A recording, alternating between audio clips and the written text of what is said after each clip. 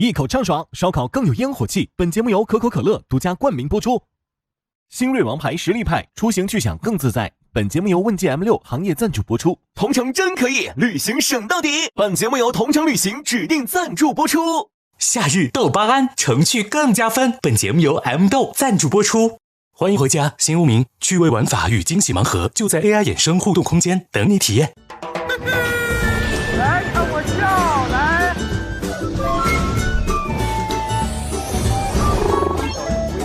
太大片了。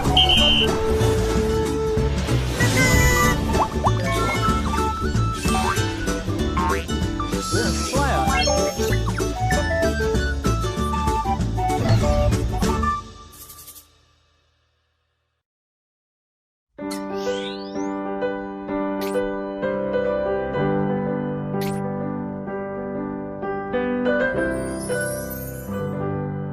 走吧，我们去画画啦。桃花坞的旅程将至尾声，朝夕相伴，让我们窥见彼此鲜活本真的模样。接下来，让我们铺开一方巨大画布，开启名为“画里有画”的行为艺术。所有人在这上面画吗？好酷啊！将那些羞于宣之于口，藏在心底的柔软与心意，尽数托付给颜料与画笔。这个毯子上面大家都有名字，就站在那个名字那儿就好了。画什么呀？画自己心里的自己。第一下是画你心目中的自己，画自己想画就行，是吧？但是一定是和自己有关的。然后你走到这边，比如说我这边是亮亮姐，我就要画我心中的亮亮姐。相当于你要画大概17个人，你都要有一个画的时间，行吗？大家？好。好，那我们开始吧。开始，5分钟啊，大家只有。给我帮你吗？我是不是把它涂到我的轮椅上，我就可以有那个轮椅的车印了？但可能得你一会儿开一段我再涂，因为我现在涂不到底下。谢谢 CC。你喜欢紫色吗？喜欢。哦。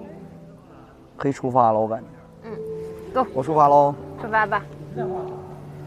我当时用我的轮椅画了一条轨道，因为我以后再也不想坐轮椅了，所以我留下了一个关于我轮椅的这样的一个印记。然后与此同时呢，我又觉得在我的人生当中，我可能永远都在路上。每当你踏上一段路程的时候，你总会遇到形形色色的人，这些人构成了你的人生，没准哪个人就成为了你的朋友。所以我就画了一条这样的路，然后让这一次在桃花坞里面相识的这些朋友填满我人生的道路，我觉得很幸福。毕业了。哎呦，太懂了。毕业典礼啊，可不吗？你画清楚啊，学士帽和硕士帽可不一样。没事，哥哥两个都可以。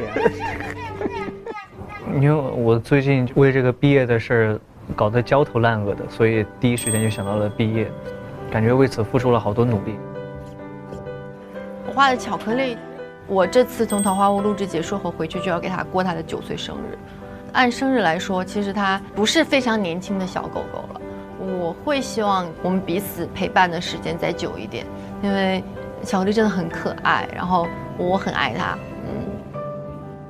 我在画布上画了一个太阳，然后有3朵花，太阳是我嘛，然后3朵花呢就是我3个女儿，因为我是一个3个孩子的妈妈。其实那时候我就第一想到的是我家，然后画了一个草原，画了个蒙古包，然后画了一匹马。哇，老肖，你这个有点暗黑风啊！你画的是兔子，因为我属兔嘛，然后我就画了一个兔的身体，然后一个自己刚剪完头发的头，然后因为我就像兔子一样比较好动，但是看到人的时候又会躲起来，比较害羞一点。其实从小就爱画兔子。我画的是在桃花坞弄了一个造海计划，上面有个橘子海，然后就画的这个海，然后上面添了一些大海的蓝色在上面。我这个画呢，画的是一个非常简笔的我心目当中的桃花坞，画了3只桃花，有一个小房子。我画的就是一个车轮，因为我感觉自己好像一直像一个车轮一样，然后忙完这个忙这个，这样子的画的形式，我觉得很舒服，因为有些事情是无法表达的，但是有些事情你又可以通过很多的表现能看到，比如说一个人的画，一个人听的歌，如果你是一个作家的话呢，你写的文字，所以我觉得画是很能够说明一些问题的。那我们这种形式也很好的让彼此有了互动，就是画出你心中的自己，然后你也可以看看你在别人心中你的样子。这个画像真的是哇，好，搞定，就完事儿了。这是我最擅长的绘画方式。我一会儿还有别人要参赛吗？我这咋整？我谁来救一下我？你没有想法？没有。没事，没关系，你心里的自己就是空白。对，我也是这么想的，我是这么准备的，我实在是没有了。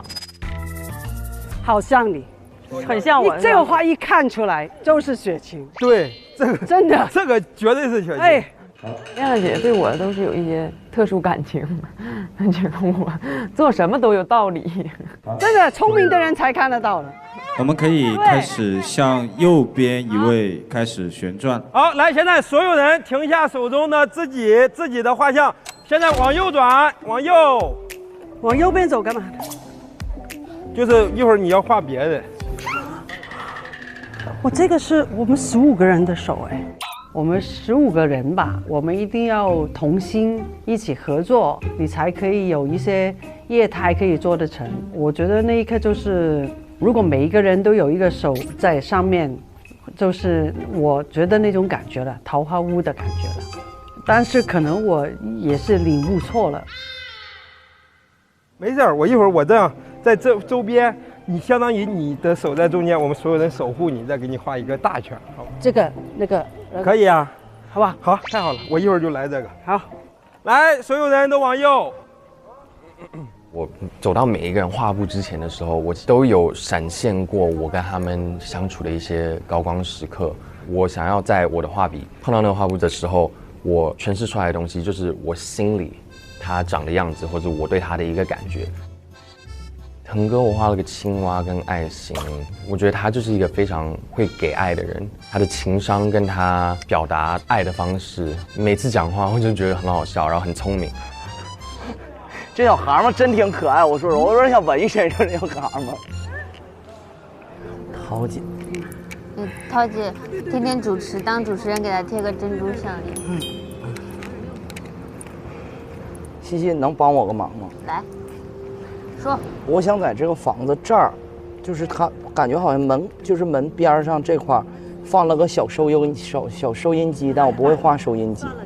西西帮我画了一个收音机，那个收音机是我送给桃姐的，因为我觉得她肯定离不开那个收音机，是她的初心嘛，然后也是她现在我觉得看到这个东西就会有感触的一个物件，完美。我这次又想画一个带着那个就是有2个耳机的 MP3。OK。其实我在那个 MP3 里面已经认识龙哥了，里面的前10首歌里面就有龙哥的歌。在我看来，其实那个耳机，那个时候我就已经认识他，只是我们现在才见面而已。堂上能看懂我这个是啥不？能。哎呀，看过专场没？我给他画了一张小床，希望他可以好好休息。虽然他自己是一个永远不觉得自己会累的人，然后我又给他的那个哈哈后面加了100万。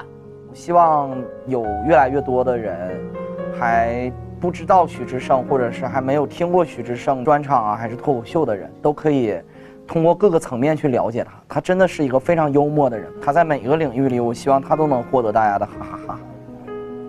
我给小贺填了那个路上的小石头，因为在我看来，那个路好像是小贺的花路，那我希望可以做他路上的那一朵小花。我也希望小贺在未来的行进的道路上可以越来越好。哎呀，我画不好人像。坏了。你说行，我接受了。姐，我想我的脑海里的出来的跟我跟你画的一点不一样哈，没事，能理解。每个人其实都画的我自己跟他们的一些故事。雪晴姐就是画的她给我讲冷笑话，因为我觉得她是一个很酷很有态度的一个人嘛，所以我给她画了一对墨镜。但是我本来想画她那个今天做的头发，确实我画工太差了，然后画成了那个样子。但是我觉得别有一番滋味儿，然后我写了一个冷，就是因为他是我冷笑话的师傅，所以我就画了这个。我跟雪晴画了一个雨伞，然后雨伞下面有4个人，其实他内心特别想照顾大家，而且一直照顾大家的，所以我就把它画出来了，也是代表有点心疼他。雪晴，我给她了3个表情，一个是笑脸，一个是没表情，一个是生气。这是我在桃花坞我看到雪晴的一个状态，但我是喜欢的。雪晴姐，我给她加了一个黄色的边框，因为她有的时候不会很愿意去向我们表达，但是我希望以后如果她有不开心的，可以告诉我们，我们可以去保护她的沉默，陪着她就好了。西西，你能帮我给雪晴自己的那个手上也画把伞吗？伞。对。你这活好啊！我指点江山，不错呀。不是，但是我提供想法。是。他说给我自己也画把伞，因为他就是很习惯性的会去愿意给别人撑伞，但他就是老忘了给自己撑把伞，所以我也想让他有一把属于自己的小伞，有一把属于自己的小伞就行。哎呀，我都哭了。多感人。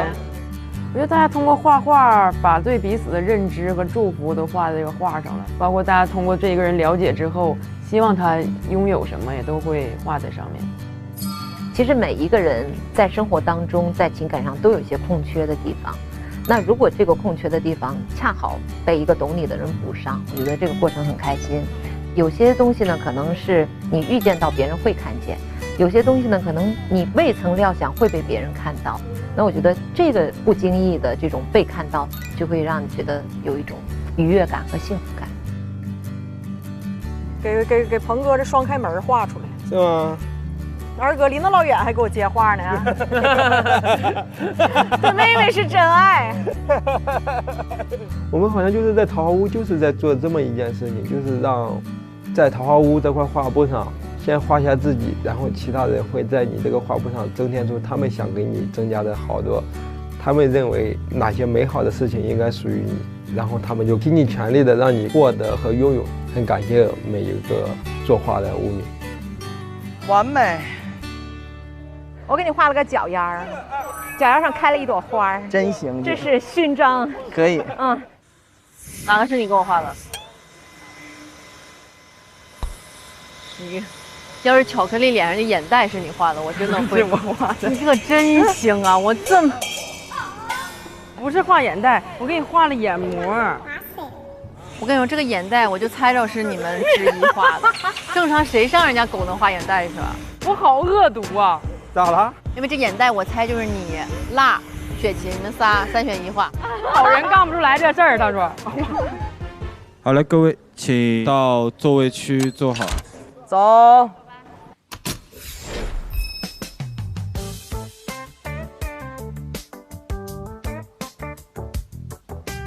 哎你的脸好好看哦！哇，你画的啥？你猜猜。你跟我说雪晴姐你画的啥，然后我就猜。我画的是那个 Happy。那我嘴巴是吗？你怎么知道？因为一样颜色啊，姐。你太好猜了吧！真无语，我还心说你怎么这么厉害。雪琴，你猜你那里哪个是我画的 ？Happy。你怎么知道？我刚听见了。听到。哎，好无聊啊，你们都。师姐，你到底会不会唱歌？不会。不会。唱歌从小就难听。你想听什么？唱《因为爱情》。唱你爸的歌怎么样 ？OK。不要，想想你爸的歌。春泥吧，但春泥好难唱哦，不一定是。落在春的泥土里，滋养了。好听啊！下一个话题。下一个话题。好听，你声音是好听，就是音调有一点点不准，但你声音很好听，很温柔的声音，对，很 nice 的声音。650每个咱上面每个人写650是谁写的？我写的啊，你写的？你写的，每个都写了。我那个没来得及，我一回去结束了。没事，650永远只有3个人。我想问一下，就是我那个问号是谁给我画的？哎呀，亮亮姐，为啥呢？因为雪晴在我心中是有无限的问号，就是很想，就是她可以知道很多事情，就是明白了，懂吗？哦，原来是这个意思。我想问一下，谁画的我那个2个小人抱在一起啊？我。哎呀，你画的好好啊！对，给你一个大大的拥抱。哇哦！芹子猜哪个是我画的？那个芹子，这个我是看到它这个圆圈里有3个喜怒哀乐，这是不是可能是芹子是一个有很多情绪的才女？然后我就想，在看到这4个情绪，然后我就画了4个笑脸儿，就代表我当芹子跟我们3个在一起，我们4个在一起的时候，我们4个永远是开心的、笑的。然后结果呢，我发现哎。这4个笑脸呢，是不是可以变成头发呀？然后我就又画了一个大笑脸，希望我们在一起的时候，芹子就是一整个大开心。哎呀，谢谢哥哥！哎呀，哥哥，那我也要说，哥哥画的是笑脸，笑脸旁边那一堆好几个哈，那是我画的，给哥哥供老了。行。不是哥哥，他刚刚又表现出怒了。因为我一开始我实在不知道画啥，然后我那个纸是完全空白的，然后看到大家，有的人画的是他们心中的我，有的人画的是他们希望我能拥有的东西，就可以看到大家其实对我的那种了解和关注，非常感动，非常感谢大家。好，那边是恩利的吗？那个像艺术品的一个。恩利的。我的嘴角加的那2个粉红色的东西是啥呀？那个是我加的啊，因为我看到我走到那幅画的时候啊，恩利的嘴角是比较平的，就没有任何的情绪。其实我把你的嘴角上扬了一些，希望你永远快乐。谢谢哥，开心。哎，那我也分享一下，那个嘴的有一点点偏黄色的那一抹就是我画的，因为我突然想到，或许有一抹关于恩利的微笑是由我带给他的，所以我就在那儿就也画了一笔，反正他就变得越来越爱笑了，这个男孩。谢谢哥，很多抹微笑都是你带给我的。你的那个星星和月亮的耳环是我给你画的，因为我觉得你不是老晚上有很多灵感嘛。我希望你的耳边是星星和月亮，希望你的思想是整个宇宙，你可以创造出更多的东西。艺术家，这个也好浪漫。谢谢，你也是，谢谢若涵姐。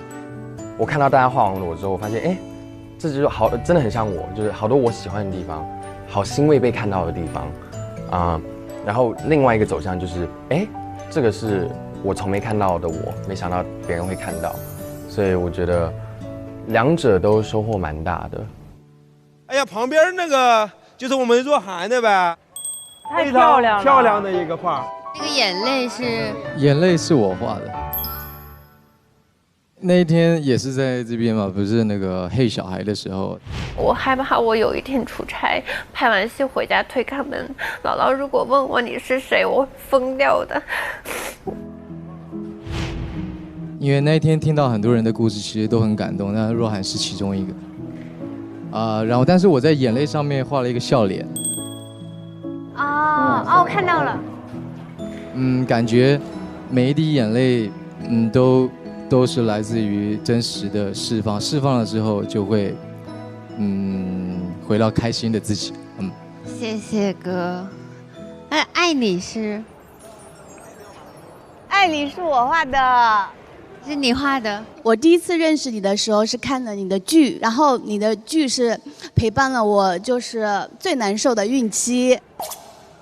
哇！对，希望就是在未来就可以看到更多你的精彩的好的作品，加油！谢谢。那首主题曲是龙哥唱的，他也陪伴了你整个孕期。龙哥也是我很爱的一个歌手。哎呀呀呀呀呀！哎呀呀呀呀呀！龙哥，你画的啥？因为今天那个访问的时候，好像若涵提到了孤独什么的，感觉也是一个比较容易有情绪的小孩儿。然后我感觉，当你刚进入这个行业的时候，难免会有的时候会有点孤独啊，有的时候有点不知所措。所以我就在角落的时候给你用白色画了一个方块，因为我觉得其实，在你这个年纪，在这样状态，我觉得留白也是好事。如果你觉得孤独的话，那就享受一下孤独的状态，然后好好的提升自己。我觉得在未来你会收获更多的可能性。谢谢，爱你，爱你，爱你，爱你，爱你。下一个圆儿姐，圆儿姐，圆儿姐，圆儿姐，我的。那紫色的是什么呀？因为当时盛哥叫我前面画的，他说希望你坐在那里，前面是大自然的风景。对。希望你白天可以看到风景，晚上可以看到星辰大海。好的。然后后面那个小人儿是我们这帮人，那是火柴人，盛哥画的我们。感觉很暖心吧，有一群家人们站在我的背后，只要我有什么，大家都是集体来关心我、安慰我，所以很暖心。在桃花坞真的是，成长了不少。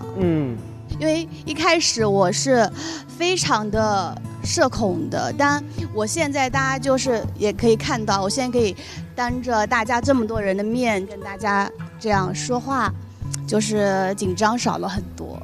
确实，我觉得这次来圆儿姐好了一些，就是她也愿意跟大家说话了。但是啊，就是圆儿姐在房间里和她白天在活动上是不太一样的。你要看完全放松，就是在房间里聊天了，非常可爱，就是憨憨的，非常可爱。我觉得，我相信这个桃花坞这一期呢，真的会成为我人生中一段美好的旅程。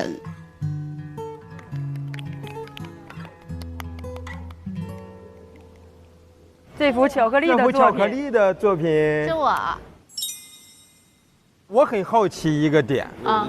那边那个红字是谁写的？谁写那么大的红啊？谁写了个这么大的个红字？红字王子写。非常朴实又直接的祝福，我很喜欢。直打他心里，红是你的命。这话只能你们说。就这样。看完啥感受呀？看完了就觉得红，就喜欢这个字儿，喜欢这个字儿。整幅画最喜欢红。就是感受到了大家对我非常浓烈的祝福，包括那个小手也很可爱，对，然后还有哥哥给我画的小花花，但那个麦克风是什么？谁画的？是夸你唱歌好听。哎呀，肖哥画的，真的吗？期待帮你伴奏。哇！期待你们两个的合作。要收桃花币。他唱歌也收钱。all in 吗？ all in。怎么什么都 all in？ 好，来哥哥的。有一个很好玩的事情就是，其实我画的时候车轮是没有方向的，但是从鹏哥开始，他给我画了一个座椅，然后包括是恩利给我画的龙吗？是。总之就是这两个轮子在大家画完之后，好像这个轮子有了方向，好像感觉这个轮子在往上走。所以谢谢大家，原来我走的是上坡路，难怪这么累，谢谢。哥哥，你看650在你屁股后边拖后腿。啊，是650把我往前推的。哎呀，这楼哥。行，那咱们看看子琪。太艺术了，这艺术品。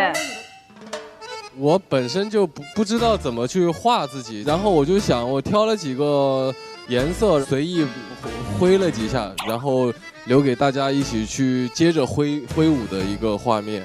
后面大家的随意发挥，就是我真的是无从判断。然后我看左下角有一个画台球的，我画的，我猜到是小贺画的。赫尔所有的画作都是走的这个风格。我对人物的这个处理还是稍逊一筹。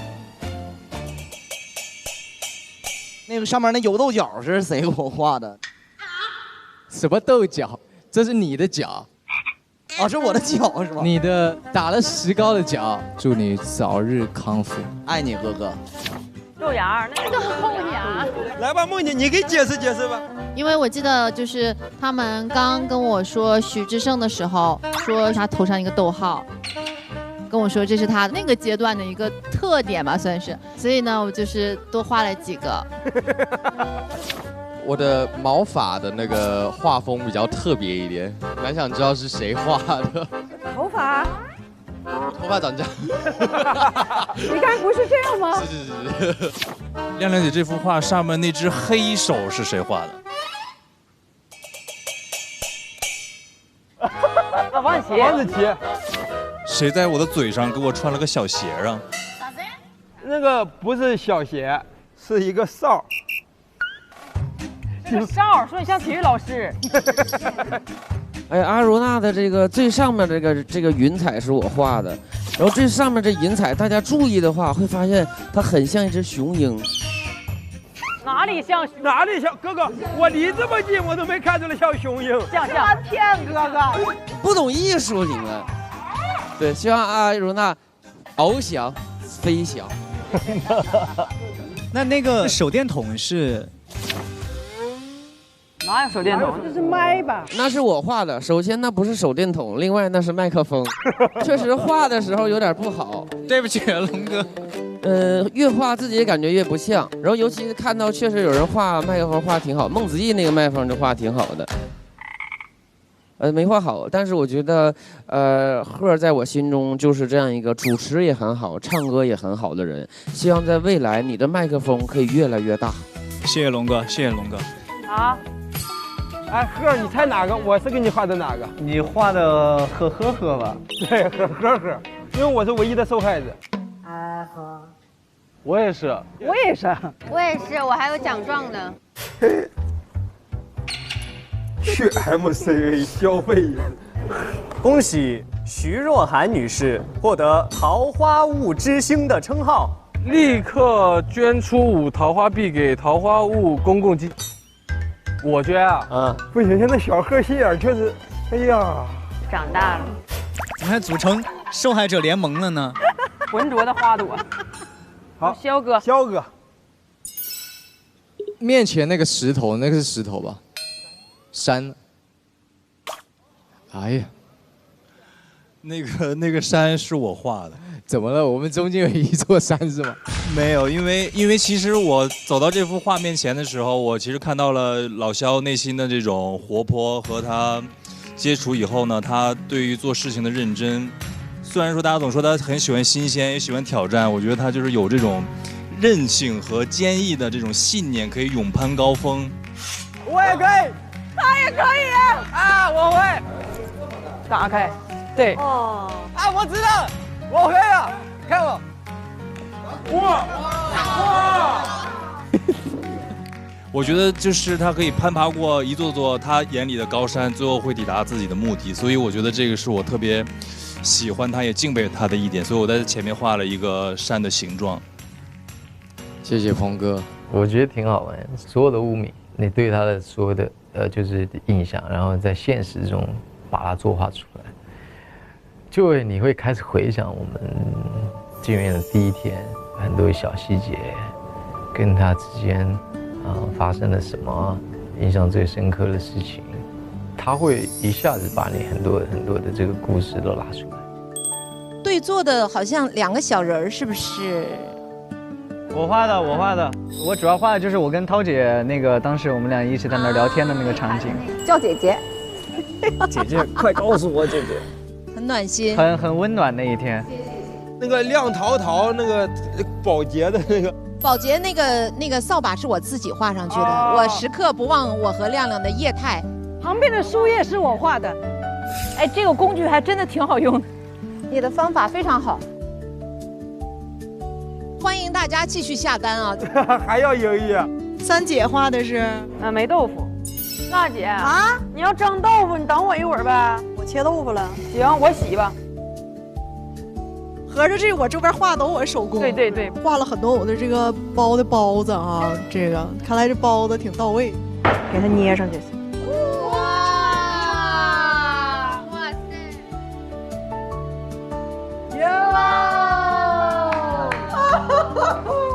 这太香了，吃人嘴短了都。对，中间那个是什么来的？谁弄的？中间那个是脚丫子印儿，就是我想的是我给亮姐说的话，只要你踏过的地方都是围绕你，都是掌声。哇，欢迎我们的女主角！噔噔噔噔噔噔！哇！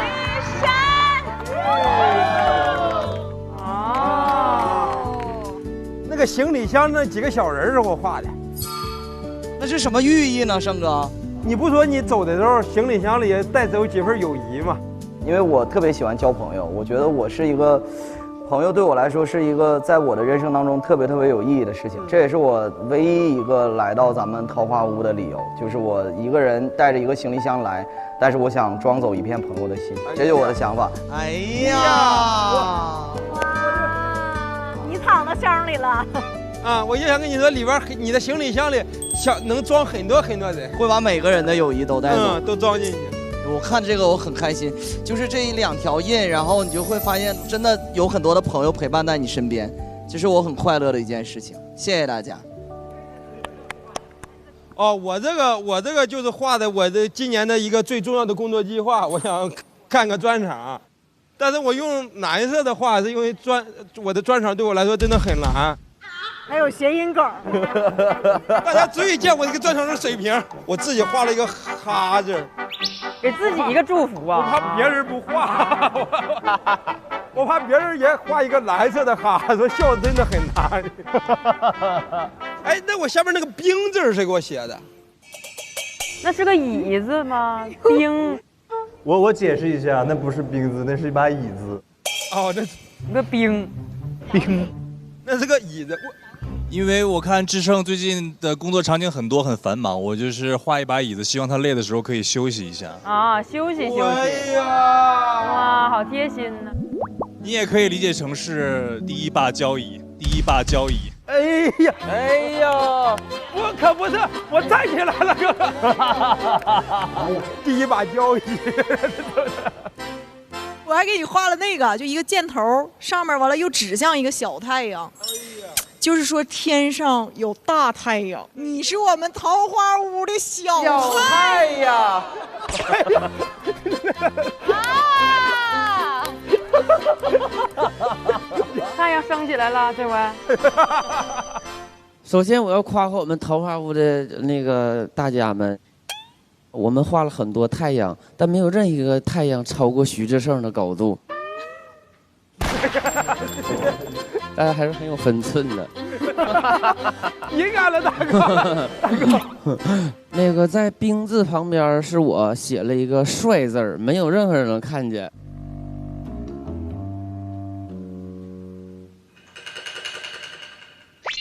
啊，他帅的太隐蔽了。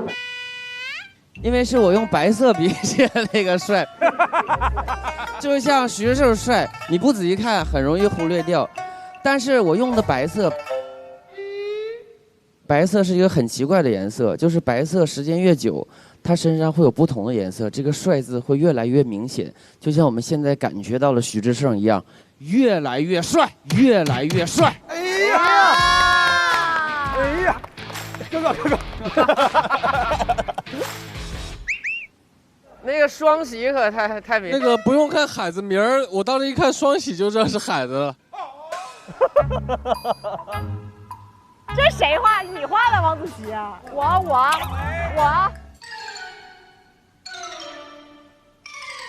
哎呀，涛姐，万万没想到是涛姐。天哪，涛姐画这个喜特别像家长公证了。你不觉得这个双喜应该再往他俩中间那个位置再摆一摆吗？两个人中间的位置。那我待会儿我再给那再加你。我特别好奇哥哥为什么要对我画了一把刀。这是什么意思？那你还不知道为啥吗？不放心。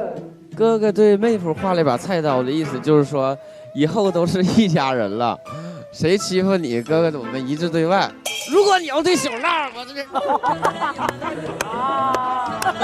没有，就是说以后我们一起刀口冲外，帮你阻挡风雨。我那个呢，画的是你们的那个喜烛，是一个蜡烛，红蜡烛啊。这因为我觉得你真的平常挺冷静的，但是我经常看你，无论是玩的运动也好，还是平常的一些处事风格也好，还内心还是很有火焰的。但是你的火焰又不会伤害其他人，所以我觉得你就很像一个蜡烛一样，又温暖，但是又不会灼伤别人。哎呀，这二哥，谢谢二哥。这是我第一次听到别人给我这么一个正面的反馈的评价，我觉得就像郑哥说的那些话吧，我会继续坚持的。希望未来有一天，也会从一个蜡烛，小小的蜡烛，成为他那一个大太阳，去更多的去温暖别人，更多的人。因为我看那种房子没有人，我就突然想到你说黑小孩的时候，你父母很少陪伴你嘛。我希望能有一个完美的家，这个家呢，可能你的父母没有给你，你未来也可以自己有一个自己属于自己的妻子啊、孩子啊，也是一个。他画了3个小人儿，在那个家的旁边。他说：“你还记得你当时讲那个小时候的故事吗？”他说：“你不是说小时候没人接你吗？”然后他就给我画了3个小人，我当时特别感动，我真的特别感动。旁边是谁呀？阿鲁纳，阿鲁纳的那个。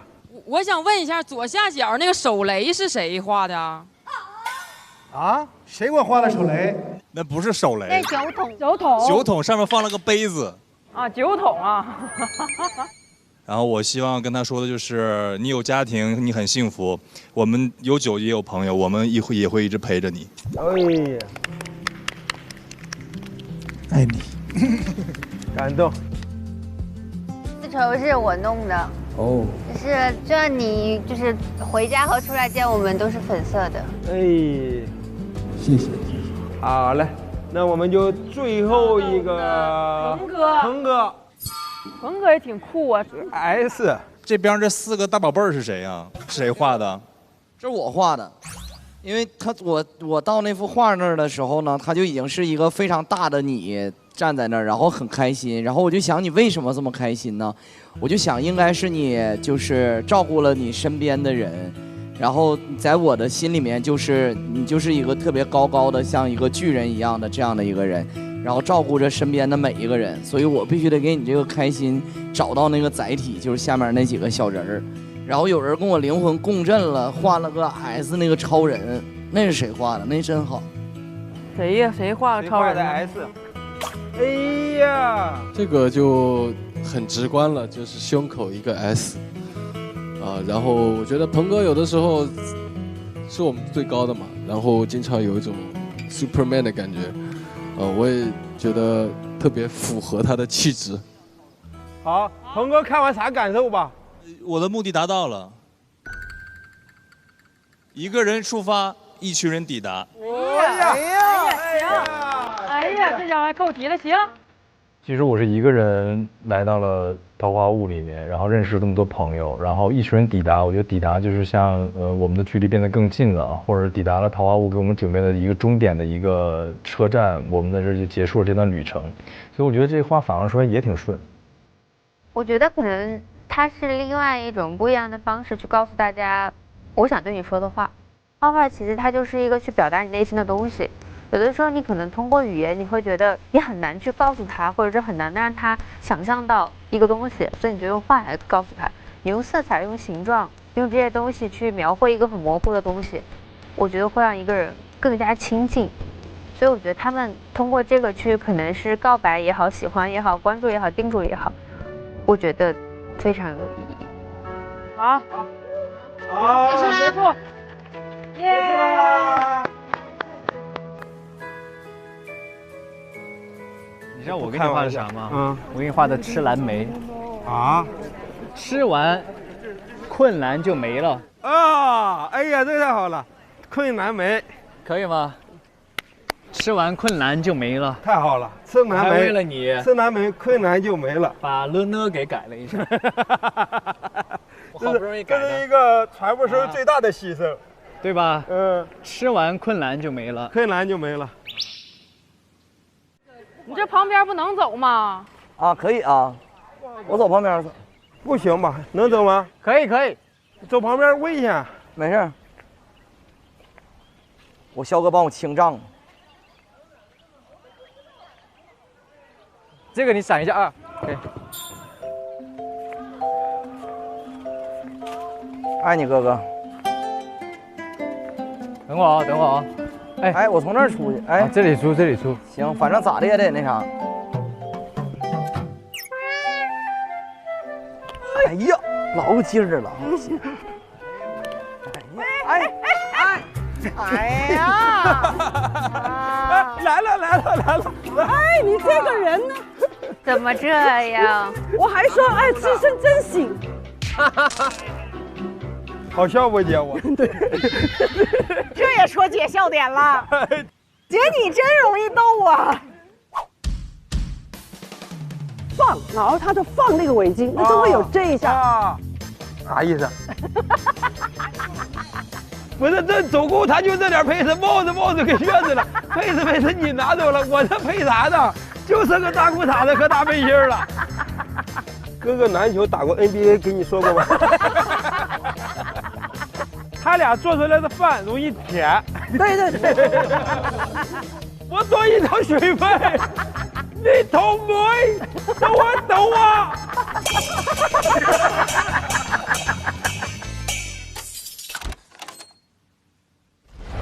志成哥，我想吃猪油拌饭。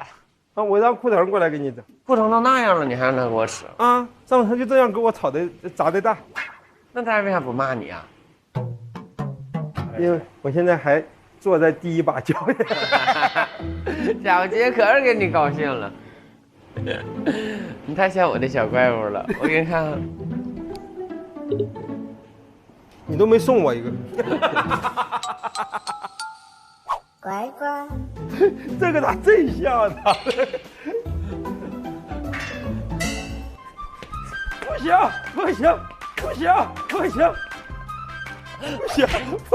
你看这徐志胜出的周边，这个是徐志胜，这是公司给他出的周边。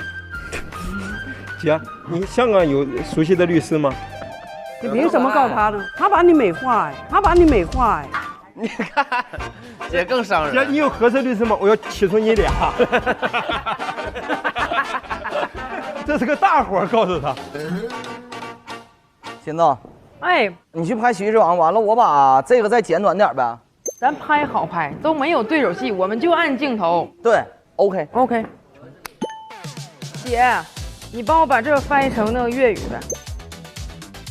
你要是在那个8号那天放，它可以做一个开场影片。这样短片完就得改词儿，就是你给它肯定变成跟联欢会有关的。他写的很精彩，你改，你看变成粤语。但是我不会标哎。这样，咱们一个镜头一个镜头拍，你一句一句教，你跟着我，好不好？我肯定跟着你的。行，我有戏份啊。你有啊，一龙。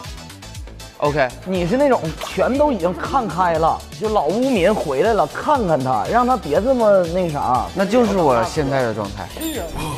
那就是我要跟胜子飙戏了。那我是你演技碾压他怎么办？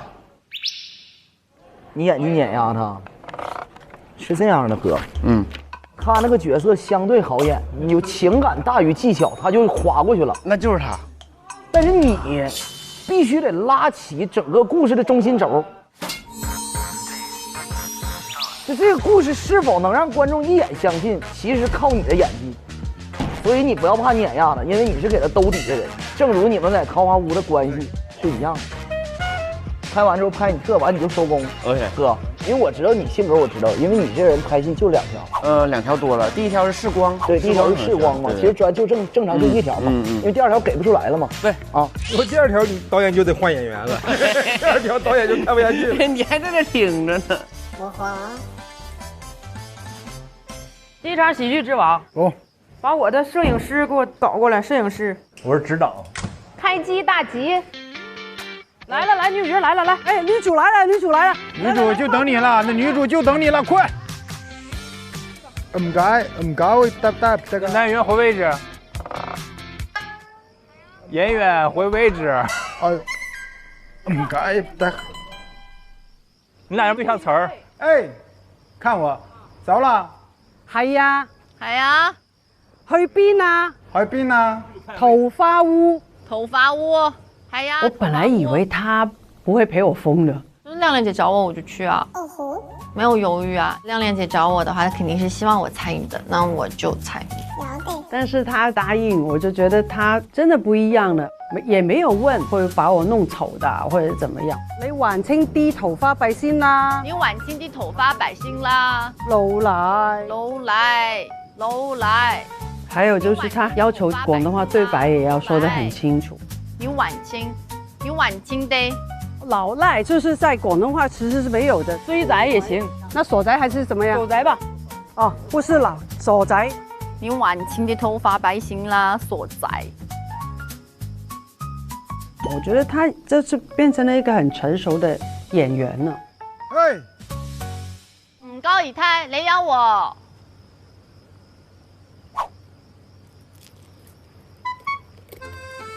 可以呀、可以 ，OK 的。对呀、我覺得那個真的是你不是藝人了，我覺得他是一個演員了。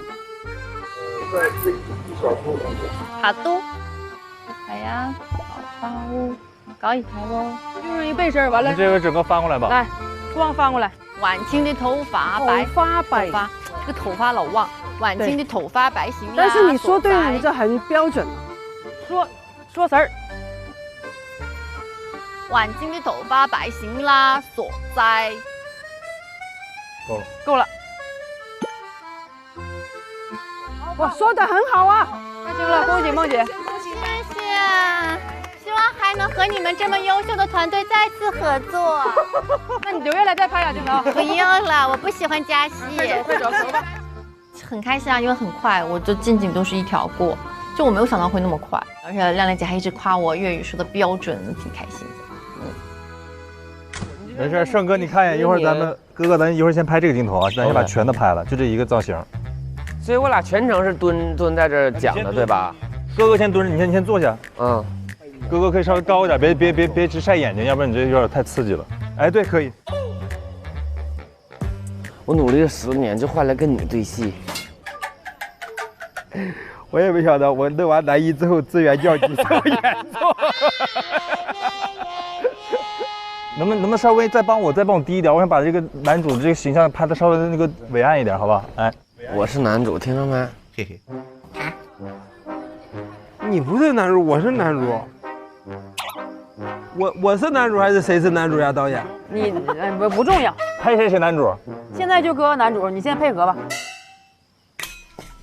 那我可不配合他。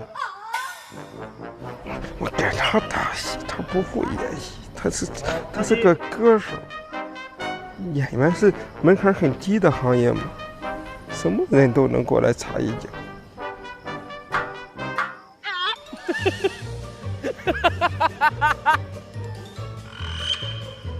导演，我真的需要包扎了，导演。导演，你们讲戏的，他不会演。哥别笑啊，别笑，忍住啊，哥哥。心疼啊！行，我确实很心疼。导演这么有层次的那个戏，他演不了。我想加一场戏，我拿枪崩了他。我那有个炮吧，我轰了。不好看，你这个光这样这个位置不好看。我感觉没有灯也挺好看。但光也得接呀，因为剩的那个头顶要不要灯？再往这边看一点，哥哥来。过了。这儿，这边，再往这边看一点，哥哥来。可以，就这样。那他这样回旋，把整个右脸全部都不沾一点白光，对吧？别动了啊！来，预备，开始。哎，这样行。好，看，够不？够。你还要调整吗？哎，摄影哥哥，我现在不要志胜的脸，我现在这个镜头单独主体是哥哥，我不要看到那个弟弟的样子。其实就车就在这个方向，对。哎呀，我要大说特说，多亏有鹏哥。冯哥太专业了，而且要求又高。你能再往左调掰一点吗？我要看到他黑的眼球。哥哥看一眼，哎，对，这是帅，这个可以。哥哥能再往右来一点吗？哎，你看这样呢，他右脸就完全不吃光。转一下试试。哎，这个位置，这位置好。好看。可以。可以。调整一下，给胜哥说一下。一会儿你见到大哥你说话的时候，只能动头哦，不动肚子，只动大哥。咱摄影指导啊，对演员演技要求挺高。对呀。这个有的时候还要盯演员表演，他不满意，他就让演员重来。OK， 好，我们再来一个。海子，别停那一句啊，稍微帮我伸的时间再长一点。再长。对，再长点，因为那从你要跳到他 ，OK， 然后从他再跳回你。行。而且他指导演员，指导的又非常准。你刚才那个吧，我觉得就是两个人太熟了，还躲，还又玩，再躲，其实你就预判了他预判，两人最后可能到一块儿了，都可以。OK， 你喊吧，哥，你喊吧。来开机。OK， 看。好，我们再来一个呗，前面漏太早了。OK， 啊，能不能给我机会？其实还有点忐忑的，试探，哎，躲开，再试探。OK， 懂。真厉害呀，彭导，真有经验呢，太有魅力了，而且彭哥还挺有热情。主要是给小贺这个亮相，就是怎么让他帅一点。第一个人物出场，然后8一摇，第二个人物出场，胯扣电池，然后8一摇，然后就跳了个轴，这才转。对，可以吧？可以啊，是你的。哎，贺，我们这个一会儿那个什么，因为这里面有镜头是，就是我这次虽然挂名导演，但是我很轻松，都会有彭哥，彭哥太能干了，而且非常专业，非常优秀。新人导演一定要有一个好的摄影指导，除非你自己视听非常厉害。非常感谢彭哥，准备把这个导演、摄影都给彭哥挂上，我就搁那陪着就行。彭哥非常好，亮亮姐也非常好，亮姐全程在那儿台词指导啊，一句一句指導啊。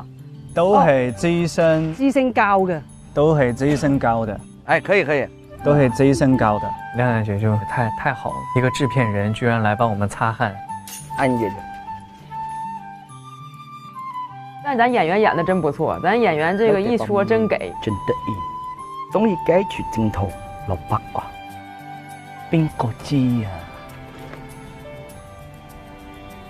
老帥了啊，哥，你演戲去吧，別主持了。連這勝子和哥哥這個情緒都給的非常準。你醒一醒啊！你冇可能我。這兩個演員也非常好，除了老笑場之外。不行。导演不行，他老乐，导演他乐。我熟人就是这样。再来一点，我把我生命中最悲伤的事讲遍。他俩要不像那些场能提前半小时收工，但我觉得其实挺难的。你用一门陌生的语言，然后你是没有精力去控制情绪的，你所有精力都在想语言这个事情上，非常好，好演员。OK， 好，辛苦，结束，耶，够了。真帅派，感谢大哥，辛苦了，导演辛苦了，摄影指导辛苦了。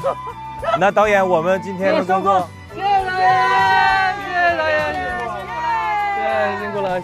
行 ，OK， 辛苦，扎青辛苦，辛苦，哎呀，谢谢摄影师，谢谢制片人，谢谢导演，哎呀，辛苦大家，辛苦大家。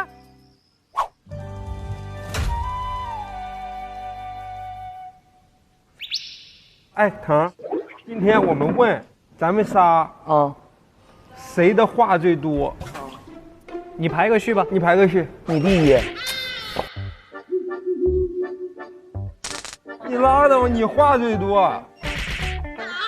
你看，拉倒吧，他话最多。你说他是老污民，你说那咱敢说啥呀？他大哥二姐都回来了，咱也不敢吱声。没有二姐，我是二哥。但我说实话，我认真的排序了。你排？小贺第一。那不可能。你第二。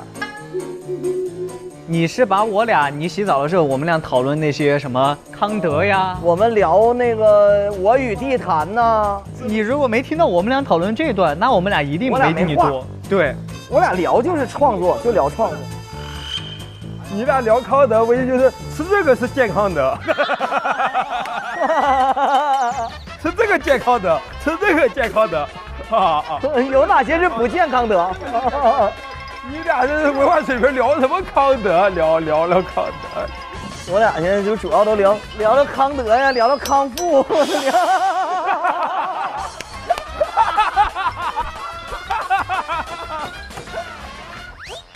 打台球，打台球，我要打台球，我也想打台球。我给节目组谈判。我觉得桃花坞把台球脱离于污民的生活是一种非常错误且不道德的行为，令人发指，令人愤怒。呸！哎呦，呵，咱还没录完呢，不至于，不至于。所以我们在这是仅代表全体污民中的3位，要求谢迪奎导演还我台球，还我台球，还球，还球，还球，还球，还球，还球，还球。韩系的玉子，特击台球1小时。yes，打台球，打台球，我要打台球。去吧，孩子。人啊，一旦染上台球瘾，就完了。他们把其他都撤走了，我们要2张台球桌。什么叫得寸进尺？二哥玩，快点，50一局，50一局，你敢跟我赌吗？你接吗，圣子？我太接了，就这一把回本。哎，妹妹，我说什么？他不会。对，二哥打台球的时候，哈，小何还上小学呢。牙牙学语，那时候我没那么大吧？什么意思？这就辣姐能进，你进不了的。心理战术好狠呐！哎，有侥幸心理是你跟我打台球最不应该犯的错误。没事，我看到你这个状态我就放心了。继续保持啊！今天状态确实有点差，我今天也是，但打你足矣，不然早就把你赢了。太有样了，小何。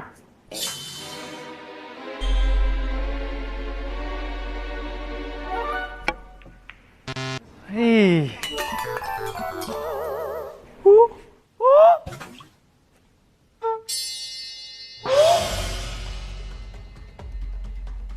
我不会还要输给他吧？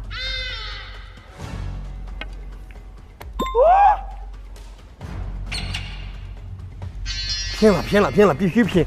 别拼！人不拼球枉少年。这波一定要防，不防的话你吃亏。你吃亏！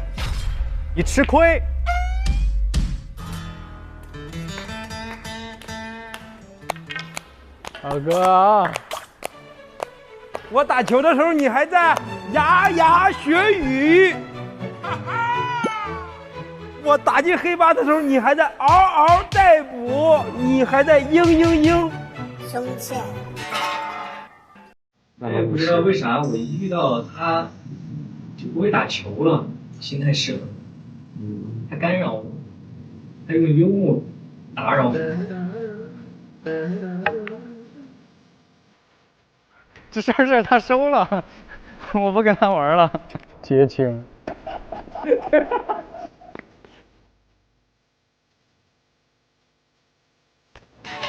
我都不想接受你的采访了，今天。我到底怎么输给他的？没事儿，贺，胜败乃兵家常事。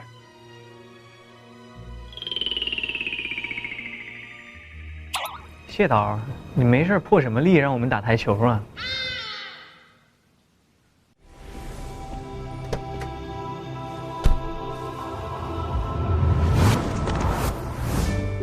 今天跟着问界 M6 来场说走就走的旅行，靠谱的伙伴守护你一路前行，一起去找世界为你预留的那份惊喜。小易，我在。打开前排零重力座椅，问界 M6 新锐王牌实力派，出行去享更自在。走啦！咱们现在那个布置的老厉害了，老厉害了。我们是一个独立的一个小黑的房间。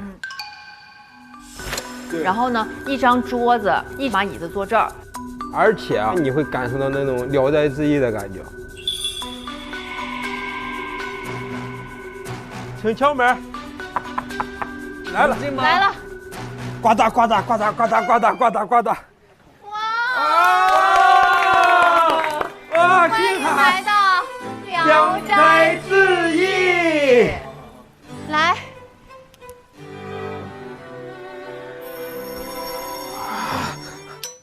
浪费时间。这时候就会做一个特效，这个会自动飞到你这儿来。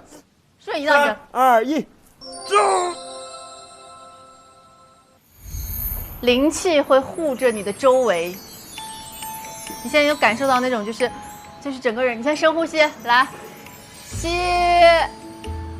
吐，吸，吐，吸，吐。刚刚这个上面是没有多肉的，这是你用你的灵气种出来的多肉，看到了吧？看到了。聊斋志异，说出你的故事。OK， 请说吧。请问这个波动的风能不能关掉？太冷了。哦，太冷了，稍等，给点时间。快把我的热情给吹灭了。马上。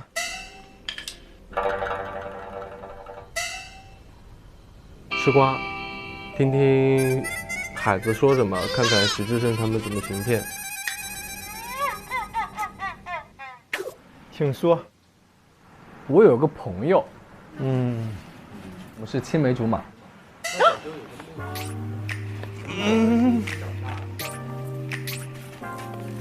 我们小时候是一起长大的。跟你是否有过情感纠缠？很深的一个情感纠缠。是恋爱方面的吗？不是。那换一个故事。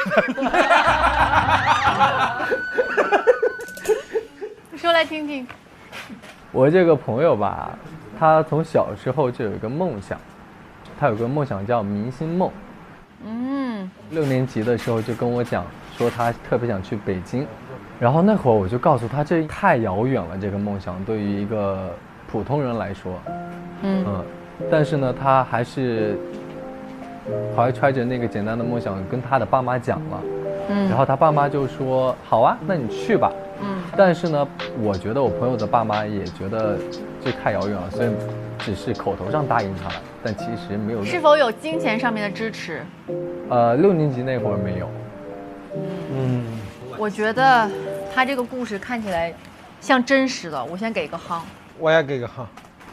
你获得了20桃花。20桃花币。果然。继续。来。然后呢，到了高中的时候，我们还在联系。那会儿他突然跟我说，他有个机会可以去北京。然后我就告诉他，坚持他自己的梦想，所以他来到了北京。结束了。结尾略拉。太拉了。结尾太拉，必须给出一个大大的拉。就结束了。还有，行，那么中场休息。我们先问出来，针对于你这个故事，我们提出3个问题。3个问题。最近一次心动是什么时候？啥子？这跟我刚讲的故事有什么关系啊？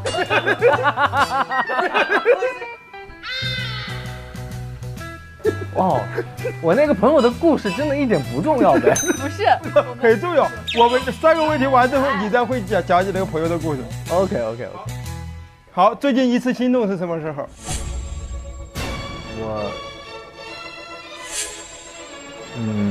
最近一次心动，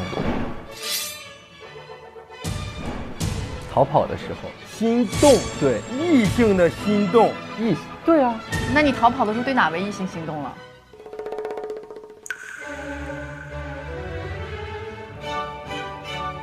我会选择。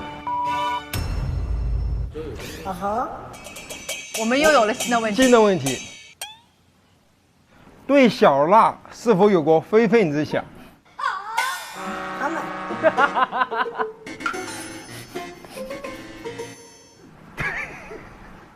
对小辣是否有个非分之想？我觉得，在一段健康的婚姻当中，它可以有，也可以没有。太拉了，太拉了！你如果这种问题，10个桃花币，10个桃花币，桃花币扣完，扣完了。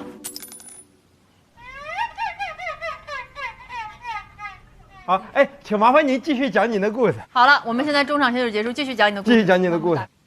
我有个朋友，他来到桃花坞。男女问题是不是得问点工作上？问点工作上。对，你讲你的，你讲你的，不用管我。尊重一下 SSVIP 啊。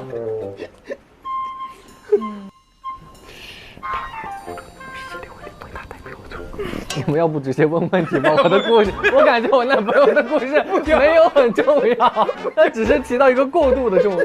不用，因为我们现在我俩要小问题。对，我就打开这些问题，你先讲。你先讲。咱们得问点尖锐的，咱不能当着人面上聊。啊，你现在继续讲你的故事。我听你们俩想几个问题呢？怎么来之前没做点功课呢？没，继续。我们问题只是随便问，但是这个我们其实最重要的还是要听你的故事。我们是个很正经的栏目。这不绝对和故事相关。我没有故事了。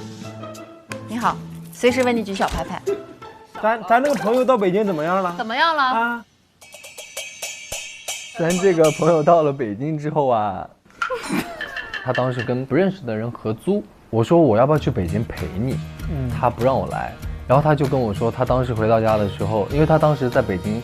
针对于你刚刚的故事呢，我们有几个问题。你最想合作的女演员是？我举一个啦。请回答。不许说理由。不许说梦姐。然后90后。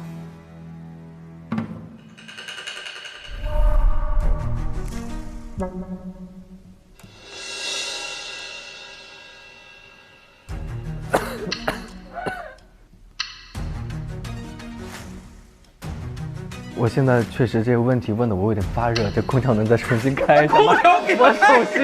我全身发热，给它开，汗流浃背。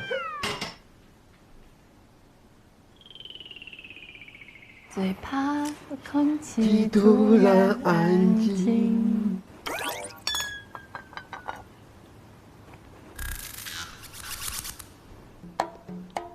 当然，我们问你的问题可以，如果你选择不回答的话，就交50个桃花币就可以不回答。对，就意识到他们主打就是一个骗钱。从我进去开始，我就发现事情不对劲了，每一个问题都让我汗流浃背。最近一次心动是什么时候？对小辣是否有过非分之想？最想合作的女演员是？害怕。这可是50哟。5、4、3、2、1。得扣了，没办法。不，我知道，你再给我倒数5秒钟，我立马说出答案。5。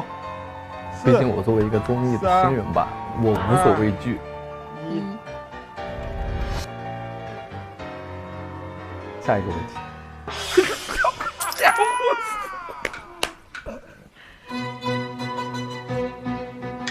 这一次来桃花坞，你觉得开心吗？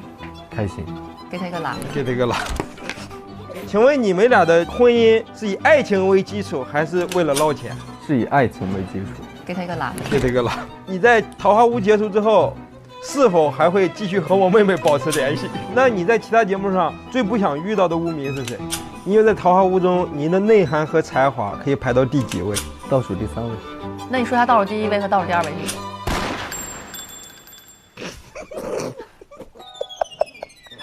梦姐，给咱们一个号，给梦姐一个号。在桃花坞里最讨厌谁？小辣和你交代谈了几段？说一下你的代表作吧。你觉得最多余的污名是谁？陈星海。除了陈星海以外，第二多余的桃花坞最想加入的业态是什么？650。那你想踢走谁？你觉得是一见你就笑更好玩，还是嗨六更好玩？拉，太拉了，太拉了。我等等，我也有活着不止一个。记得把我的理由剪进去。没有理由，剪辑全是我们自己。那么问题来了，刚刚我们问了你很多犀利问题，你觉得桃花坞都会剪进去吗？剪进去之后你会生气吗？你会在心里骂我们吗？那如果你出了这个小屋，你跟别人会怎么形容我们的业态？我会说轰爆了。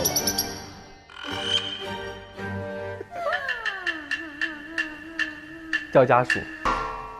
现在你这个要叫家属了。叫家属了，我现在就叫家属了。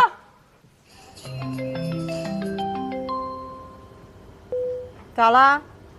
快来吧，快来吧，快点，你这走不了了，你竟然走不了了，走不了了。他们在那骗你妹夫呢。快点吧，来一会儿。在哪儿啊？那儿。咋骗的？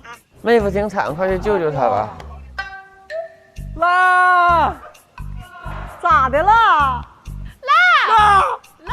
拉，这儿的啦，我们在秘密空间。快进来。辣，他现在欠我们150个桃花币。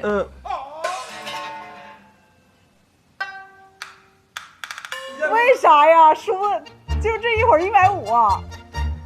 哎，这个问题完全都可以避免，但全是他一手造成的。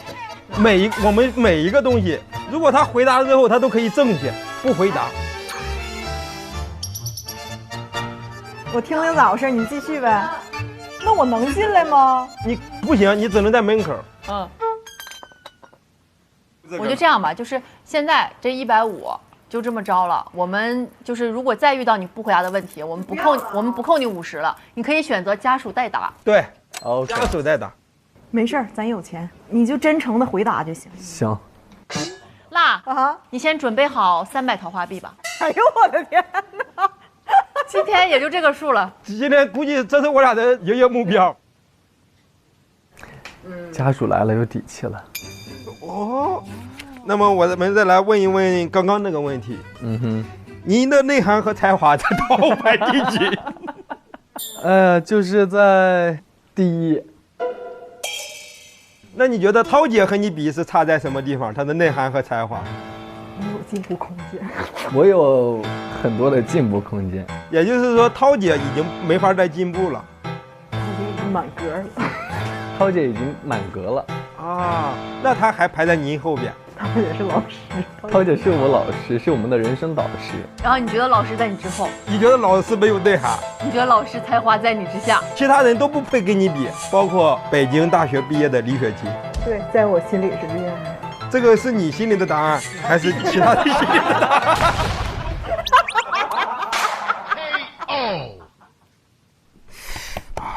还能问啥呀，梦姐？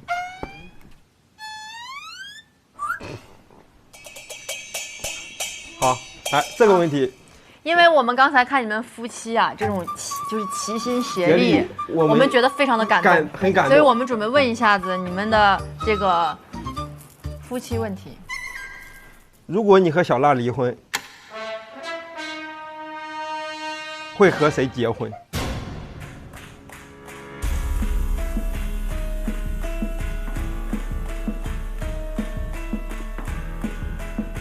这个也可以家属代答。对，也可以家属代答。哦吼！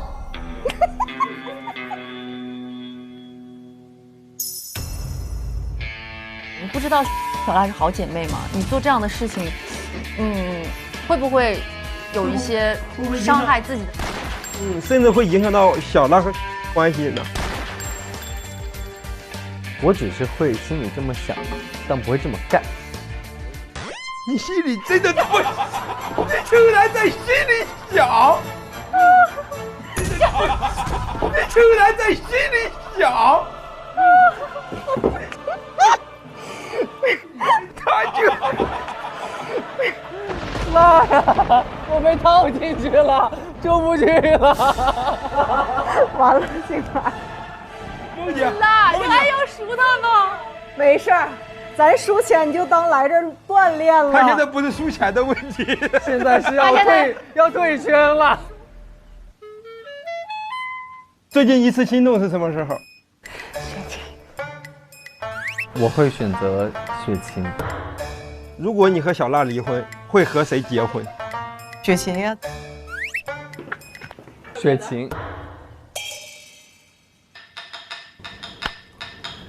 哎呀，麻烦把我的空调开大一点，现在还在汗流浃背，真的是太吓人了。他们那个简直就是650的 plus， 以后一定要理性，一定要谨慎再谨慎。有点难度的，尺度是蛮大的，他肯定是有点心蹦蹦跳跳的。行，您继续讲您的故事。你继续讲你的故事。我没有故事可讲了。你讲讲你的故事。你讲讲你的故事，否则我还会再继续问的。对。啊，你问。你对雪晴有过非分之想吗？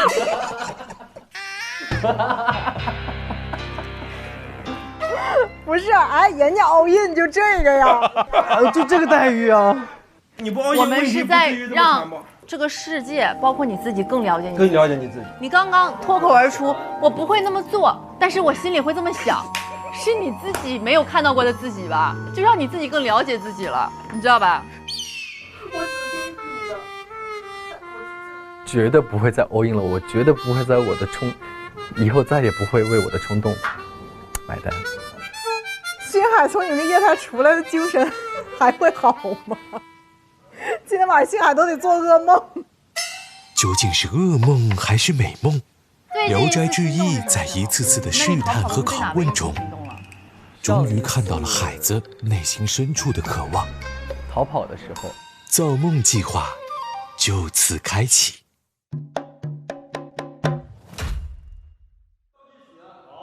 如果他想了之后，咱们就算数，好不好？来，走的。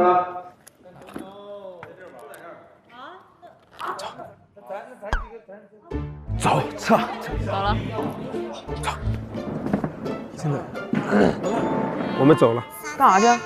逃离桃花坞。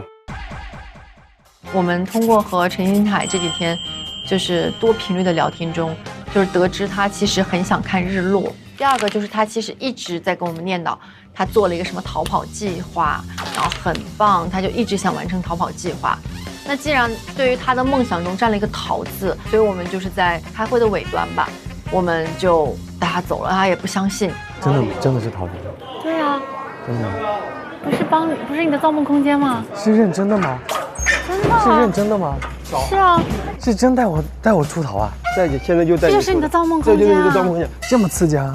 就这么刺激。知道为造梦空间花的值了吧？那太值了，对，100多值了。我给这个《聊斋志异》的后半段打一个夯爆了，确实那会儿有点 SSYP 的感觉了。然后全程因为也都是戴着眼罩的，很像我当时的逃跑计划的初衷。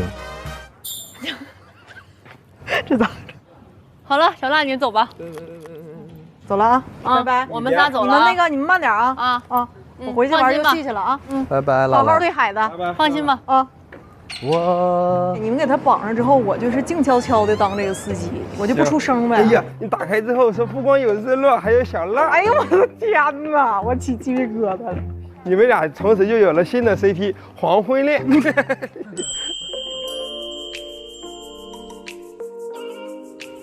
你们会上车吧？我们会上，我们不上的。你眼里我们是什么人？你现在对不上的，我来关车门，我给你系上安全带。不是，现在你对我们俩太缺乏信任了。好。哦，司机老师到了，您坐这儿。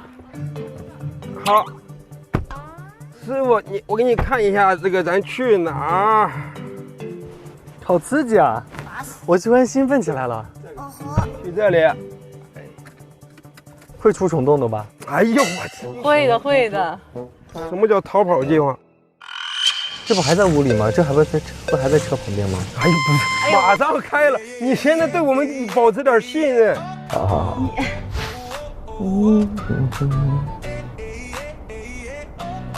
现在有这种就是离开桃花坞的真实感了吗？有，但感觉很像还在做梦，就是在造梦。要不为什么你开启的卡是造梦空间呢？先苦后甜。你这个钱是值的，对不对？值，超级值。看小孩松弛的，太开心了。哎呀！海子，你知道现在多刺激吗？后边的摄影车、自行车全部都被跟上来。现在你知道逃离的有多彻底了吗？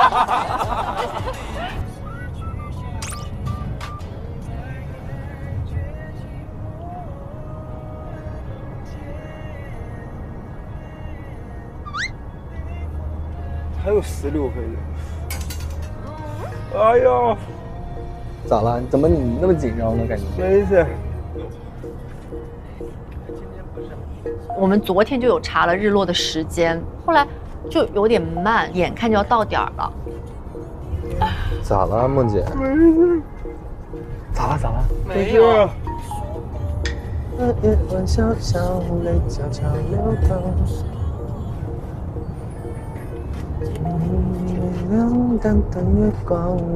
哎，开哪去了？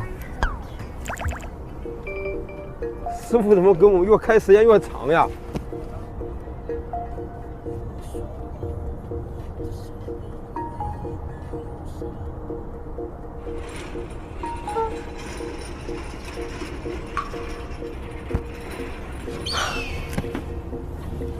重庆的路况要比我想象的复杂的太多了，就是它那个上桥下桥啊，我有点就是搞不明白了，所以我走错了。我制片人给我打电话了，干啥呀？我还叫姐，行，好嘞，拜拜。哇，这家里周一姐跟你说什么？周一姐说赶紧回来。怎么还有10分钟啊？马上，快到了。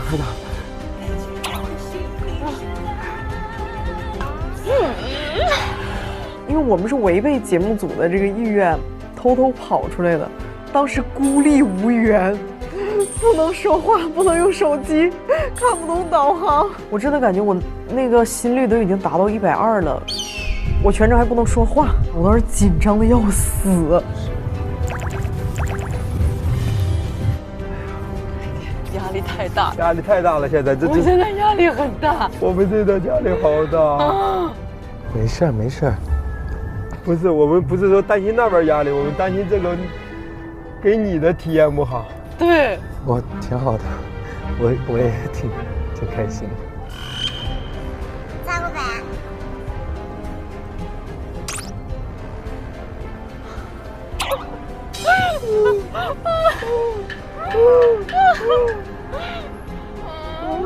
别紧张。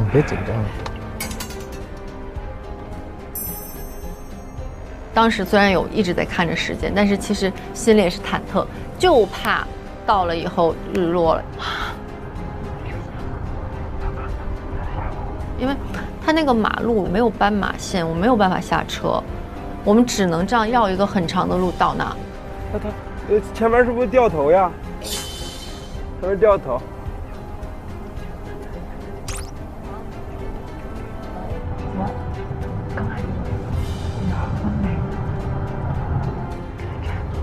好的。我也好紧张。孩子，你现在可以，我摘一下来了。你给他摘的？我给你摘。真的可以摘了吗？真的可以摘了。你不用等我。那你现在要先往左看。往右看。先往左。我先往左看。往这边看是吧？看。现在往右看。往右看。我们本来这里有很美的日落。我们是带你来看日落的。你能看到一点吗？你能看到一点点吗？那个地方红红的。可以。这里是最佳日落点。我们拍到了。拍到了。还没有落的。只是还没有落，但是就到这儿，它刚好落下去了。没事。好伤心呀！真的想带你看个日落。我简直紧张的快哭了，你知道吗？为什么？因为不知道为什么这么远。不，其实很近，但是因为重庆的路太难开了，就是那个。停到哪里去？停到哪？那个导航，我走错了2次，急死我了都。对，没事儿，而且辣一句话不敢说。我也走错。没事的辣，没事没事没事。给我吓得我脚直发抖。好了，您刚刚有拍到日落吗？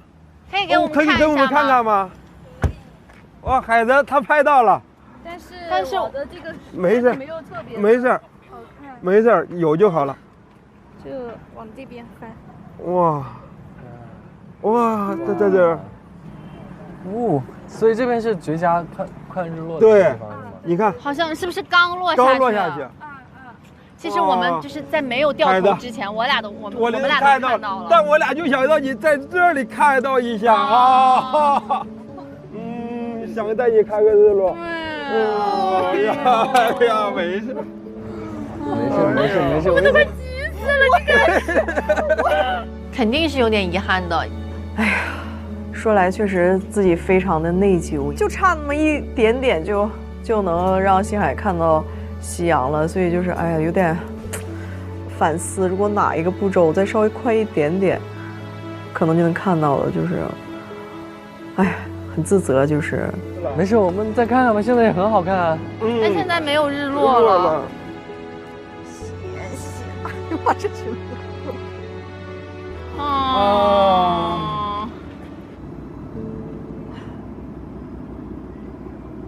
但我觉得过程好。而且你知道吗？我让他摘的时候，那会儿我以为那个红的是日落，还跟他说：“你看。”对，我也以为。怎么办呀？没有赶上，没有赶上，差一点点。完了，那种小小的遗憾。好遗憾。没事，我很开心，真的很开心。这是我第一次从屋内逃跑。真的吗？但还是很漂亮，很漂亮。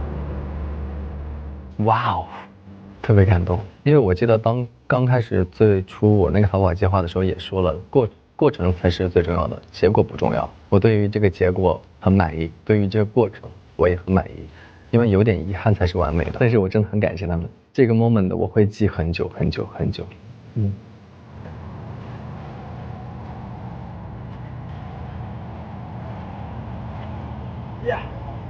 开心啊，造梦了，你会有点开心吗？虽然有点遗憾没有看到。我很开心，真的很开心。真的吗？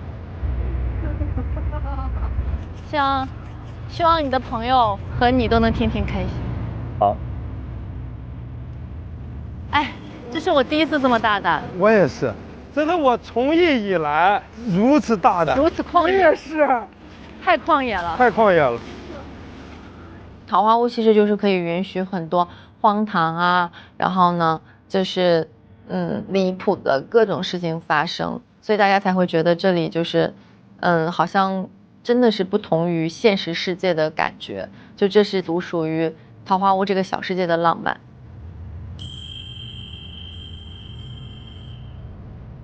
太阳落下才是我们梦开始的时候。是的。我真觉得日落之后才是做梦的时候，我们至少带孩子没有做一次白日梦，做了一次真正的梦。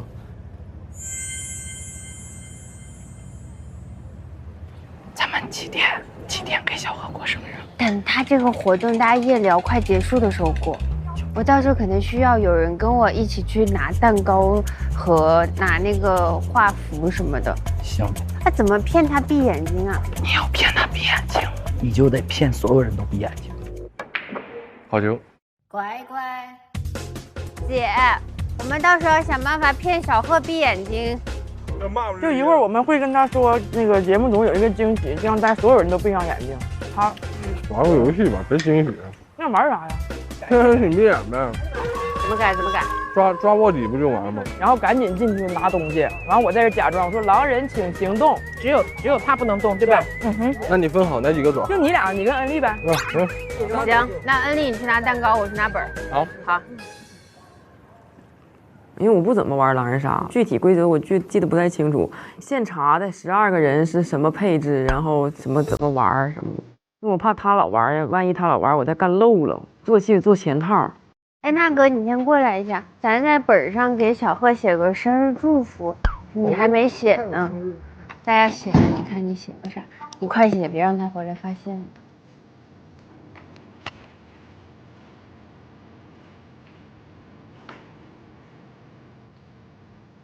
你们都准备好了吗？我们去看一眼，咱踩个点儿。这儿吗？哦，这个。西西大王很双鱼、很感性那一面，我们这次终于见识到，非常用心的帮小贺筹备他的生日。就是我之前跟他和恩利聊天，就问他你有什么生日愿望吗？他说我希望我们这帮人一直在一起。我想说天哪，他的想法很纯真、很幼稚，但是我想保护他的幼稚。给招人了，招人了。请各位无名到用餐的地方，我们玩一下游戏。好死啊！好散啊！快点，小贺，玩游戏了。来吧，贺，玩会儿，咱就撤了。行，那咱们接下来就进行一个这个12人传统游戏狼人杀，咱们现在就是。哎呀！因为刚才呢，我已经在这边偷偷的把你们的身份发到微信里了。你要是没有收到微信呢，那你就平民。啊，那咱俩互相防着点啊。姐，你偷偷跟我说一下，你别让人看着啊。哦 ，OK， 好。我要给他安排一个有重要身份的这种角色，所以他的专注力会更多的集中在游戏上，他得思考。他要是个平民，他就纯搁那听，他很容易就发现周围在走动，所以我就给他安排了一个极为重要的角色。大家都查看一下啊。但我没玩过预言家呀。傻子，没抽着你怕啥呀？没玩过。我就一平民。不是，哎，你给我发一狼，他们不第一个投我吗？行，开始演了，是不是？来。哎，我问一下，那个猎人是怎么玩来着？猎人就是你把他杀了，他死的时候，他可以开枪带走一个人。我帮别人问的啊，我就是平民。咱们这个准备好了吧，大家？好。天黑请闭眼。咱们君子游戏啊，没招着绝对不能睁眼啊，把小扇子挡脸上，所有人都得闭眼啊！来，对头。狼人请睁眼。小彩是狼人请睁眼。狼人，你们动静小一点啊！狼人。不是我们这叫。你看这个游戏很短哎，老师。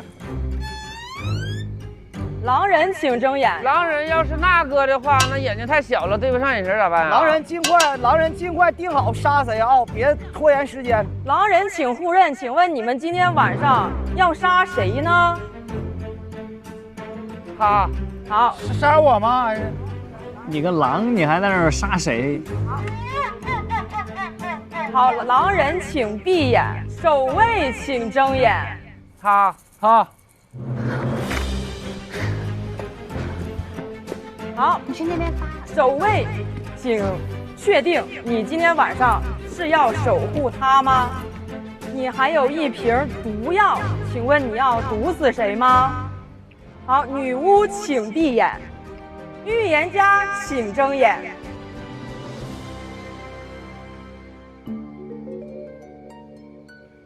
生日快乐！生日快乐！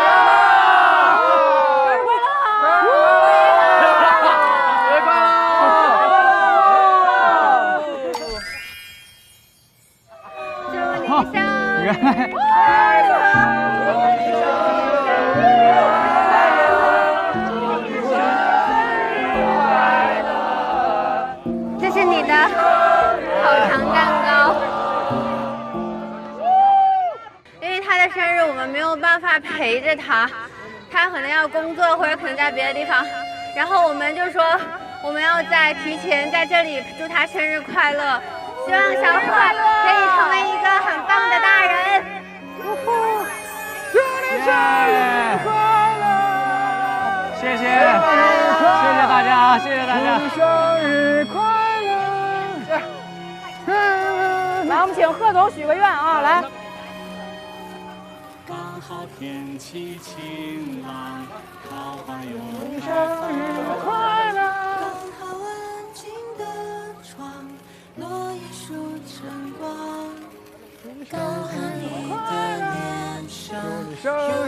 好了，吹吧。谢谢。生日快乐！这个里面有大家给你写的话，特别感谢大家。没哭出来吗？啊，我跟你说，开心的时候不需要哭，感动都在心里了。你会不会觉得闭眼睛闭很久？我一睁眼，我说都在玩 LINE 呢。大家都作弊。非常的惊喜，我完全没有想到会有这样的一个环节。这是涛姐的吗？对的。哎呀，谢谢涛姐。对的。哎我呀，校永远的骄傲，加油哦！还有那个他们写的那个话，很感动，带回去很好的收藏。这太好了。这是亮亮姐吗？感谢亮亮姐。耶！感谢西西大王。不客气。肖哥的在继续翻。感谢肖哥的长生不老。长生不老。加油！谢谢雪晴姐。不用谢。感谢安利哥，生日快乐！感谢那哥，么么哒！谢谢腾哥，谢谢龙哥，谢谢大家。来切个蛋糕吧。你最喜欢的烤肠和你童年的彩虹，我就是只能想到这儿了。姐姐呀，哎呀，谢谢。快乐。还有一个。哦，对，姐姐给你准备了你喜欢吃的章鱼烧。哇！因为那天我们问你的。对呀，我们要查探你的那种爱，真的是。然后说你喜欢吃章鱼烧，还有就是你说最有名的那家，对吧？是不是最有名的？我不知道，但是是很好吃的。哎呀！我们还那个微博智取搜索了一下，我们搜了很久他喜欢烤肠跟章鱼烧。感谢亮亮姐。小心烫哎！这一看就好吃。哇，好好吃啊！好吃。来。哦 ，Captain，my Captain，Thank you。啊，现在手不敢伸到。哎呀，我这没有你陪伴。小贺，还记得咱们俩从什么事情开始结缘吗？在超市里。2块吧。咱俩失去了咱俩之间的信任。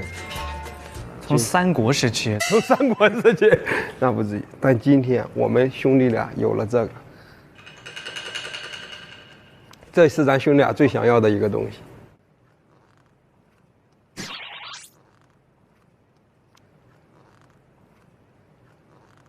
朋友们，看，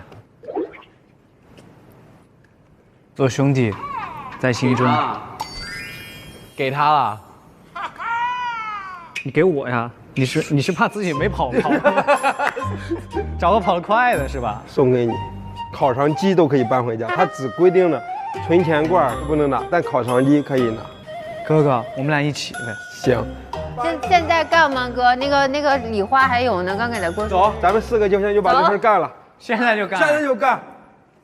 呵，咱俩啥也不拿。就拿烤肠，就把烤肠机搬出来。哥哥，你永远是我的好哥哥。来，小贺，这是咱梦寐以求的东西吗？烤肠机搬走啊！当，这样。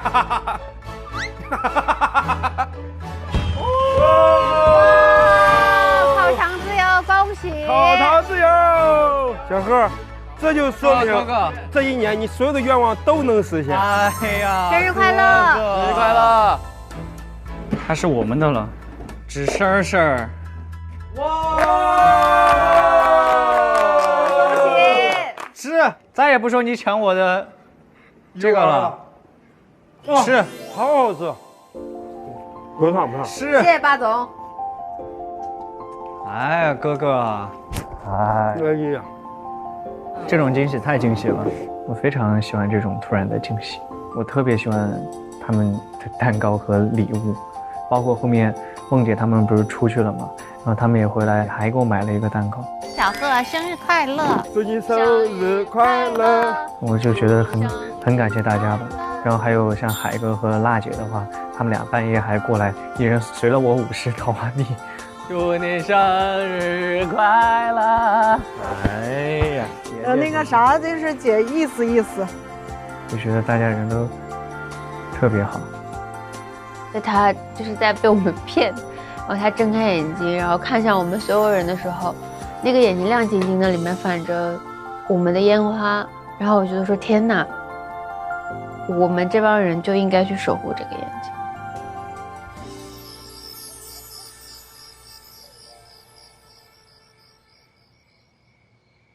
哎，你好，咱们这个烤肠怎么弄啊？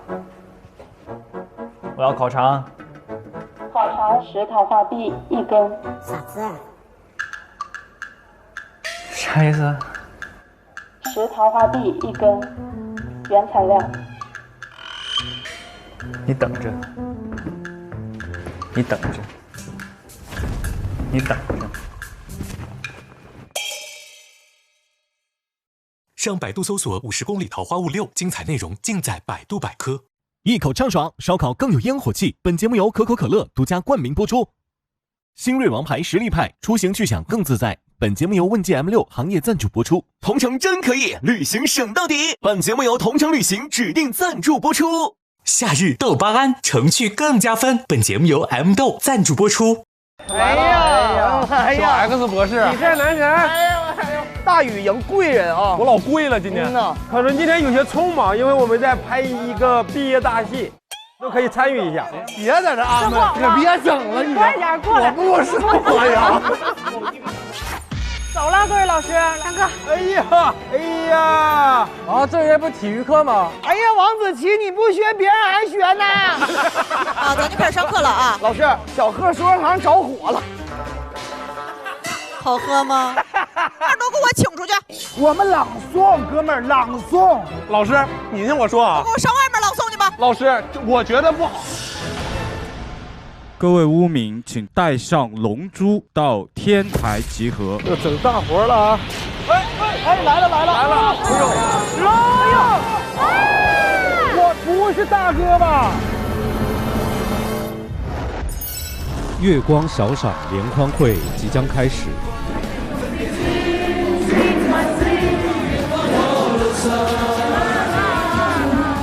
不知不觉，第6季《桃花坞的生活》就要和我们说再见了。不说告别，就永远不会告别。感谢每一位无名的真诚奔赴。拜拜，拜拜，拜拜，拜拜，再见了，拜拜。山水有相逢，来日皆可期。欢迎来到萌宠乐园。你这安全有保障没呀？你看我们精心准备的遮阳伞，遮阳伞更聚光了。哎呀，太甜了！你刚才说什么？我以为他在骂人。你老听了吗？上回也是他老听我骂的，我没骂的，太可怕了。来啥妹妹？哥个消费随便拿。这大哥太像样了。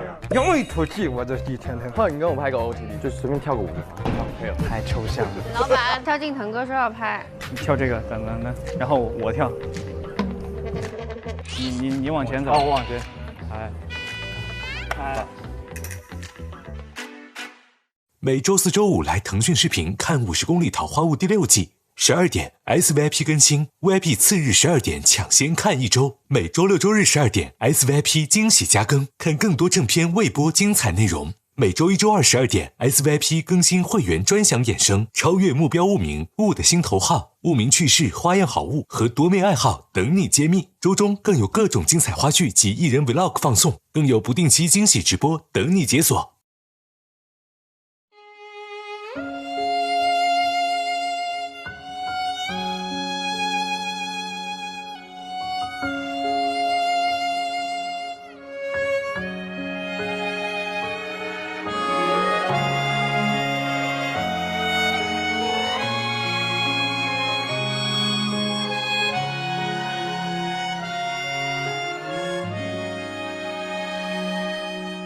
刚好天气晴朗，桃花又开放。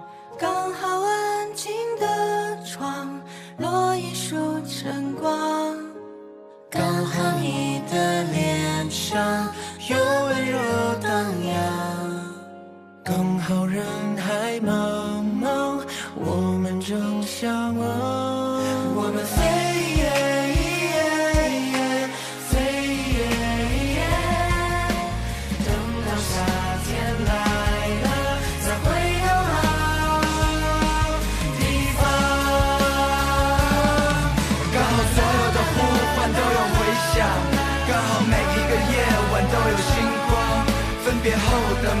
天再次抬头望，又想起那时曾肩并肩一起唱，刚好所有的呼唤都有回响，刚好每一个夜晚都有星光。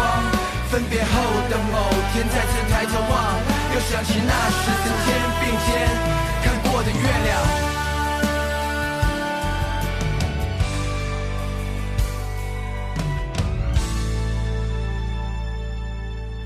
你又背起行囊。上微博参与50公里桃花坞话题讨论，分享你的追踪感受。更多精彩内容尽在新浪娱乐微博综艺新浪综艺。感谢丽丽城传媒。看新闻用 Zaker 关注最新节目资讯。感谢指定问答社区知乎的大力支持。上知乎参与桃花坞问题讨论，参与知乎剧综圈子活动，解锁惊喜好礼。感谢网易小蜜蜂、新浪新闻、百度百科、Zaker、丽丽城传媒、知乎对本节目的大力支持。